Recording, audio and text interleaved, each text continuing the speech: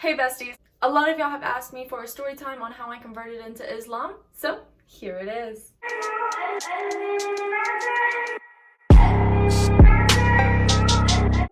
I converted into Islam September of 2020.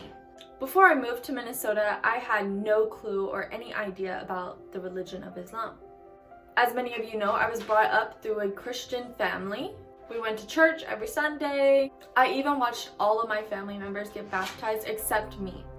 Now in that moment, I questioned myself. Why is all my family getting closer to God except me? Why are they all given this opportunity to be so close to God except me? Little did I know that Allah had bigger plans for me. I met my husband February 1st of 2020.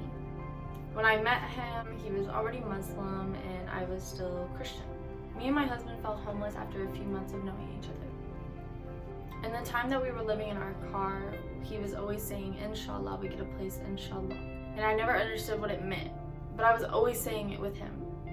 We ended up getting our first apartment together. I was always asking him questions about Islam because he was always watching videos and stories about the prophets, etc. When Islam found me, I was at a very, very low place in my life. Our dear friend actually was the one that converted me. And I told him, I said, I don't know enough about the religion, I feel. He said, it's a journey. I took it and I ran with it. As many of you probably know, I started wearing the hijab October 30th of 2021.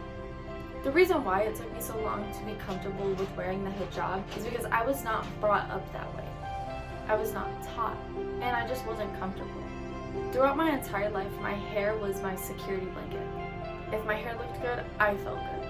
It took me a very long time. For any girl that is struggling with her hijab and her hijab journey, nobody understands that journey more than you and Allah.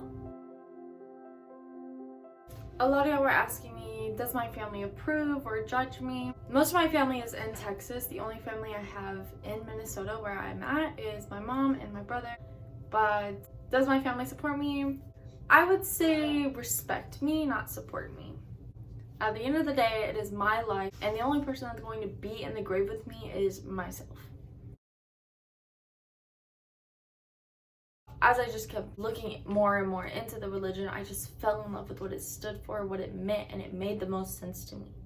I always question, why does God need to come down in human form to prove it to us? Who was Jesus talking to when he was on the cross?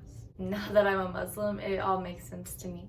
And just a disclaimer, I'm not making this video to bash my Christian sisters and brothers. That's not what I'm making this video for.